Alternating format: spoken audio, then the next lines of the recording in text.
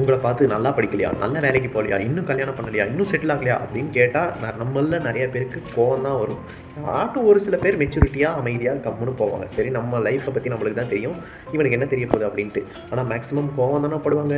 ஆனால் இங்கே கோவத்தில் ஒருத்தர் கொலையே பண்ணிட்டாரு. அது என்னன்னு தெரிஞ்சுக்கலாம் வாங்க. நார்த் இந்தோனேஷியாவில் இருக்க சுமத்ரா பகுதியில் இருக்க ஒரு வில்லேஜை சேர்ந்த ஸ்ரீகர்னு 45 வயசு கொண்டவர், 45 வயசாகியும் உனக்கு கல்யாணம் ஆகலையா அப்படின்ட்டு பக்கத்து வீட்டில் 60 வயசாகி கவர்மெண்ட் ஜாப்லேருந்து ரிட்டையர்ட் ஆன ஒரு தாத்தா கேட்டது மட்டும் இல்லாமல் கிண்டல் பண்ணிகிட்டே இருக்காரு. கோபமான இவர், என்ன நீ கிண்டல் பண்ணுறியா அப்படின்னு பொறுத்து போய் ஒரு நாள் கட்டை எடுத்து மண்டையிலே நச்சுன்னு அடித்து அவரை கொண்டுட்டார். போலீஸ் வந்து இவரை அரெஸ்ட் பண்ணிட்டாங்க. இவர் ஜெயிலுக்கு போயிட்டு என்ன கல்யாணம் ஆகலையான்னு கேட்டு என்னை ரொம்ப கிண்டல் பண்ணார், அதால தான் நான் அவரை கொண்டுட்டேன்னு இவர் உண்மையும் ஒத்துக்கிட்டாரு. ஆனால் இவங்க 2 பேருக்கும் முன்விரோதமாக அவர் வீட்டில் இருக்கிற அந்த கோழி ஆடுலாம் இவர் வீட்டுக்கு வந்ததாகவும், இது ஒரு பகை ரொம்ப நாள் இருந்ததாகவும், அது கூட இந்த கல்யாண விஷயம் ரொம்ப கிண்டல் பண்ணதால தான் இப்படி பண்ணேன்னு இவர் ஒத்துக்கிட்டார்.